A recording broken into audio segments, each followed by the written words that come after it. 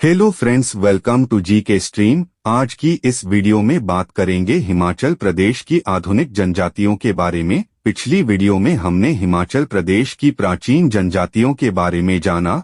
आज हम गद्दी, स्वांगला, खाम्पा, लाहौला और पंगवाल जनजातियों के बारे में जानकारी हासिल करेंगे। आप सभी से गुजारिश है, अगर वीडियो अच्छी लगे तो वीडियो को लाइक और चैनल को सब्सक्राइब जरूर करना। तो चलिए शुरू करते हैं आज की इस वीडियो को। सबसे पहले बात करते हैं गद्दी जनजाति की। गद्दी लोगों में ब्राह्मण, राजपूत, खत्री, ठाकुर और राठी शामिल हैं। गद्दी चंबा के भरमौर तहसील के निवासी है तथा कांगड़ा जिले के कुछ भागों में पाए जाते हैं। कुछ गद्दी नूरपुर तहसील में भी पाए जाते हैं। वे भरमौर में बस गए हैं, जिसे कैलाश कहा जाता है। भगवान शिव को गद्दी लोगों का मुख्य भगवान कहा जाता है। वे खुद को भगवान शिव का बच्चा मानते हैं। गद्दी शब्द संस्कृत के गडर शब्द से लिया गया है, जिसका अर्थ है भे। भरमौर को गद्दी लोगों का घर कहा जाता है तथा पूरी तहसील को गधर्न अथवा गड्यार क्षेत्र कहा जाता है। गद्दी ब्राह्मणों में एक मान्यता है कि राजा अजयवर्मन, जिसका शासनकाल 780 से 800 ईस्वी तक था, के शासनकाल में उनके पूर्वज दिल्ली से भरमौर आए थे।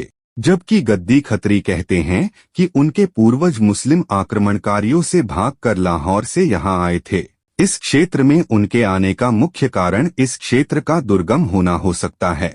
यहाँ आक्रमणकारियों का भय कम था। कहावत उजड़िया लाहौर ते बसेया भरमौर स्थानांतरण के बारे में बताती है। कांगड़ा का राजा संसार चंद एक अति सुंदर गद्दी कन्या नोखू के प्रेम में पड़ गया और उसे अपनी रानी बना दिया। स्थानीय लोग गद्दी लोगों को मित्र अर्थात दोस्त कहते हैं। उत्तरी समूह में गद्दी लोगों की मुख्य बोली संस्कृत है तथा पश्चिमी गद्दी पहाड़ी बोलते हैं। गद्दी लोग अवतार केलांग और गुग्गा देवताओं को मानते हैं। केलांग सभी सांपों का देवता है, जिसे दराट के रूप में मनाया और पूजा जाता है। यह गद्दी लोगों द्वारा भेड़ बकरी चराते समय अपने पास रखा जाता है। गुग्गा को मवेशी का संरक्षक माना जाता है। गद्दी लोगों में प्रचलित 5 मुख्य विवाह संस्कार सबसे पहले बात करते हैं। जीहंद फुंक अथवा बराड़ फुक विवाह की। इस प्रकार के विवाह में लड़की अपने माता पिता की मर्जी के खिलाफ अपने प्रेमी के संग चली जाए। झंझरारा यह विवाह भाग कर तथा बाद में रिश्तेदारों के सहमति, स्वीकृति और मर्जी से होता है। घर जवंत्रिय। इस प्रकार के विवाह में लड़के को होने वाले ससुर के घर नौकर बनकर काम करना पड़ता है।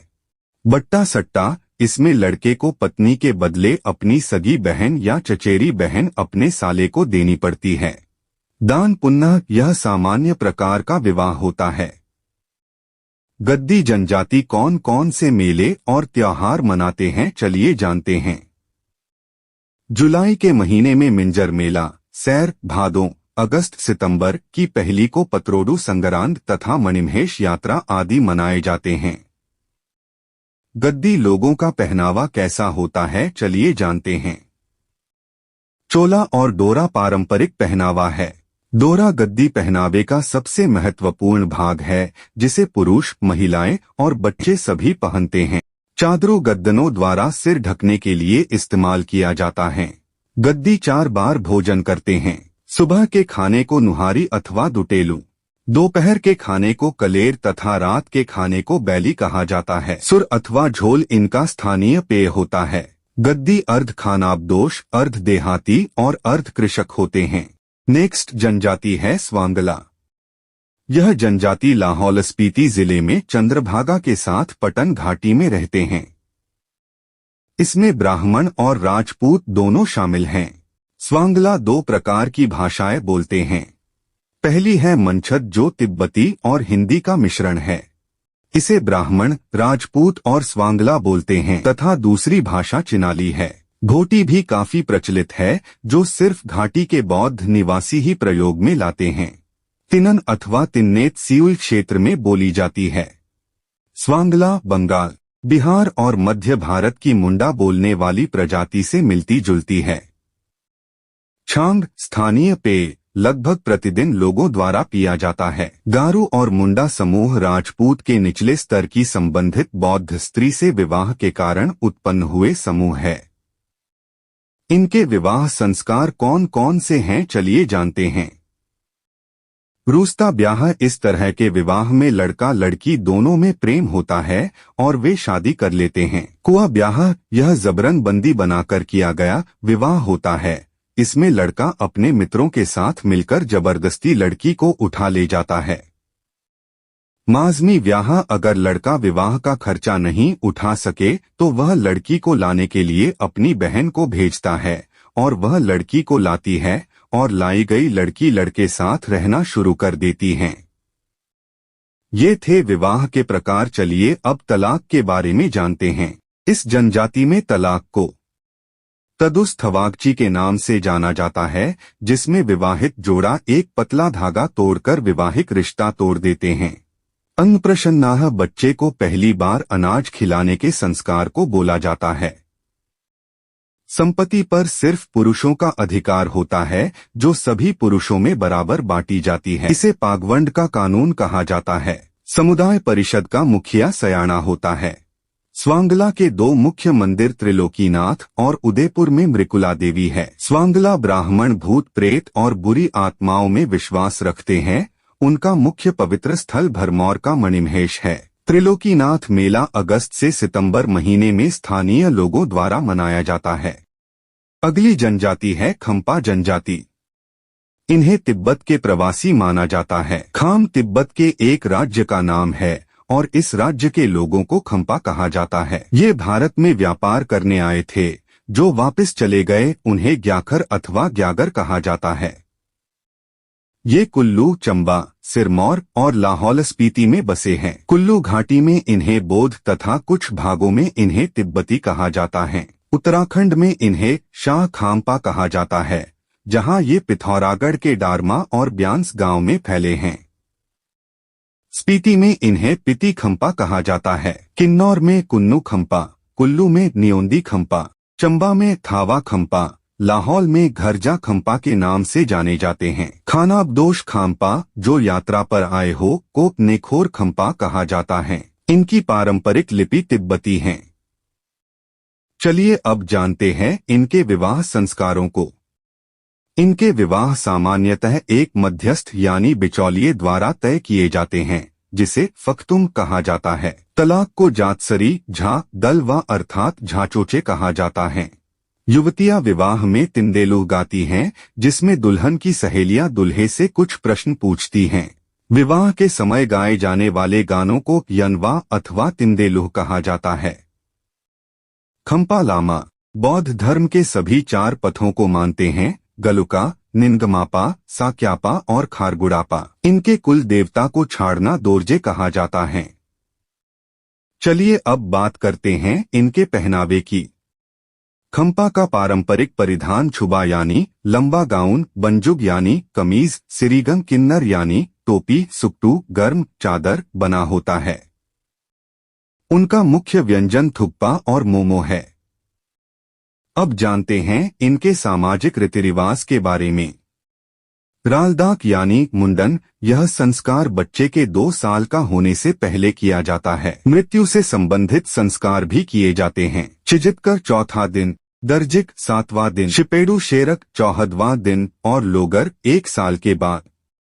मुख्य मेले कौन कौन से हैं, चलिए जानते हैं। सबसे पहले बात करते हैं लोसर मेले की, जो कि नववर्ष के उपलक्ष्य पर 24 या 25 फरवरी को मनाया जाता है। गाल्डे गामचे मेला मई में मनाया जाता है। स्पीति और किन्नौर में गोएट्र और लदारचा मेले लगते हैं, जिसमें खून्नू और पीती खम्पा भाग लेते हैं। ड्रैगन लोगों का सबसे प्रिय डिजाइन है। खम्पा भारत में पश्मीना ऊन लाए थे। खम्पा लोगों की पारंपरिक परिषद शुजम चुंगी होती है, जिसका मुखिया गोवा होता है। आइए अगली जनजाति के बारे में बात करते हैं, जो है लाहौला जनजाति। लाहौल को बसाने वाले लोगों को लाहौला कहा जाता है। लाहौल के लोग तिब्बतियों और आर्यों की एक मिश्रित जाति है, जो चंद्रा और भागा घाटियों में बस गए थे, तथा विभिन्न वर्गों के आर्य और अर्ध आर्य जो पश्चिम से आए और यहीं रहने लग गए। इसलिए लाहौल आर्य और मंगोलियन जाति के लोगों की संतानें हैं। परंतु लाहौल घाटी के विपरीत स्पीति के लोग पूरी तरह से तिब्बती हैं। यहाँ कोई भी हिंदू अथवा आर्य जाति का नहीं है। इनकी जाति प्रणाली की बात करें तो इनकी जाति प्रणाली, परंपराएं और सामाजिक ढांचा पंगवाल लोगों की तरह है। लाहौल और स्पीति में रहने वाले लाहौल दो मुख्य श्रेणियों में बांटे जाते हैं। ऊपरी वर्ग में राजपूत, ब्राह्मण, ठाकुर और राठी आते हैं, जबकि निचली श्रेणी में हाली, भोट और लोहा आते हैं। इनके पहनावे की बात करें तो खट्टर, जो कि एक लंबा ढीला गाउन, और टोबरी, कुल्लू टोपी को बोला जाता है। विवाह संस्कार की बात करें तो तभागस्टोन, भागकर या चुराकर किया गया विवाह होता है। माता पिता द्वारा तय विवाह में लड़के के माता पिता छान का एक घड़ा लेके लड़की के घर जाते हैं और अपना प्रस्ताव रखते हैं। तलाक की बात करें तो इसको कुड़पा चाड़चे कहा जाता है, जिसमें पति पत्नी ऊन का एक पतला धागा अपनी छोटी उंगली से पकड़ते हैं और खींचकर तोड़ देते हैं। इनके खान पान की बात करें तो छांग एक स्थानीय शराब है जो गेहूं अथवा जौ और चावल से बनाई जाती है, तथा लुगड़ी भी इनका स्थानीय पेय है। इसके अलावा सब जगह सब्जियां उगाई जाती है। लाहौल घाटी आलू उत्पादन के लिए मशहूर है। इनके व्यवसाय की बात करें तो 1962 से पहले अधिकांश लाहौली व्यापार के लिए तिब्बत जाते थे, लेकिन अब वे अपने व्यापार के लिए कांगड़ा, चंबा, जम्मू और कश्मीर तथा अन्य भागों में जाते हैं। काररू, जो नीले फूलों वाला किरात का पौधा होता है, पातीश, बच्छनाग का विशैला पौधा और अन्य पौधों की जड़ों को खाली पड़ी जमीन में खोदकर कुल्लू और आसपास के क्षेत्रों में बेचते हैं। आइए जानते हैं अगली जनजाति के बारे में, जो है पंगवाल। ये चंबा की पांगी घाटी के बाशिंदे हैं। पंगवाल की उत्पत्ति का रहस्य छुपा हुआ है। एक विवरण के अनुसार वे लाहौर और चिनाब घाटी के प्रवासी हैं। दूसरे विवरण के अनुसार इस क्षेत्र की कठिन परिस्थितियों और विषमताओं के कारण यह क्षेत्र अपराधियों के छुपने के लिए उपयुक्त था, जिन्हें उम्र कैद की सजा दी गई थी। एक अन्य विवरण कहता है कि भारत में मुस्लिम प्रभुत्व के समय कुछ राजपूतों ने मुगलों के हाथों उत्पीड़न के डर से अपने परिवारों को सुरक्षित स्थानों पर भेज दिया। इस कार्य के लिए पांगी सबसे उपयुक्त स्थान चुना गया। यहाँ हर घर में एक चूरी, जो कि याक और गाय की संतान है, रखी जाती है। अरक्क, जिसे गेहूं अथवा जौ से बनाया जाता है, को महिलाएं और पुरुष दोनों पीते हैं। पंगवाल ब्राह्मण 3 भागों में बंटे हैं, गौर, संगारिया और कालिया। गौर भिक्षा मांगकर जीवन यापन करते हैं और संगारिया पुरोहित वाला कार्य जैसे विवाह, जन्म संस्कार आदि करते हैं। सबसे नीचे कालिया हैं, जो शवगृह का कार्य करते हैं। राजपूत पंगवाल के भी 3 भाग है, राणा, ठाकुर और राठी। विवाह संस्कार में 3 संस्कार प्रचलित है। पिटचुक अथवा चोरी यानी जबरन उठा के विवाह करना, डोगरी यानी अदलाबदली का विवाह, टोपी लाना यानी विधवा पुनर्विवाह। विवाह 3 स्तरों में किया जाता है, पिल्लन यानी सगाई, फेक्की और चक्की विवाह। विवाह के सामान्य प्रतीक कौन कौन से हैं, चलिए जानते हैं। बुलोक यानी नाक का बाला, फारारू यानी कान का बाला, लाल चिप्पर यानी लाल शॉल को कहते हैं। तलाक को छड़दे कहा जाता है। शिक बड़े यानी मुंडन संस्कार, मुंडन में लिए गए बालों को किल्टे या टोकरी में रखने के बाद जमीन में दबा दिया जाता है। पंगवालों के मुख्य तीर्थ स्थल है खड़वा नाग मंदिर, मिंधल लुज में शीतला माता का मंदिर, पुर्थी में मनसा देवी का मंदिर और त्रिलोकनाथ मंदिर है। यात्रा यानी धार्मिक यात्रा बहुत प्रसिद्ध हैं, जिनमें सिलवान माघ अथवा फागुन में, यूनियन और सैंच चैत्र में, दरखन और बोरी श्रावण में और फूल यात्रा कार्तिक में महत्वपूर्ण हैं। कुछ मुख्य त्योहार जैसे त्याने अगस्त महीने में, दिखरैन सावन महीने में, परवच भादों में, सैनिटेरियन शील यानी फाल्यान हिशु जो कि नव वर्ष के उपलक्ष्य पर मनाया जाता है, और मिनियाच है। इनकी पोशाक के बारे में बात करें तो मजीर एक काली ऊनी रस्सी जिसे कोट के चारों तरफ लपेटा जाता है, लेखर जो घुटने तक लंबा बटन वाला कोट होता है, चालर यानी सुथन और ट्राउजर पुल जो कि घास के जूते को कहा जाता है। महिलाओं की पोशाक कमेरी अथवा चोली जोजी यानी सिर की पोशाक, चालन यानी सुथन और कमरबंद हैं। विरासत अथवा प्रथागत विरासत कानून पगबंद और चुंडाबंद के अनुसार पगबंद एक पत्नी के सभी पुरुष पुत्रों में जायदाद का बराबर भाग बांटा जाता है। चुंडाबंद जायदाद पहले पत्नियों में बराबर बांटी जाती है, फिर उनके अपने पुत्रों में बराबर बांटी जाती है। तो आज की वीडियो में इतना ही। अगली वीडियो में हम किन्नर, गुर्जर और जाट जनजातियों के बारे में जानेंगे। मिलते हैं अगली वीडियो में, तब तक के लिए नमस्कार।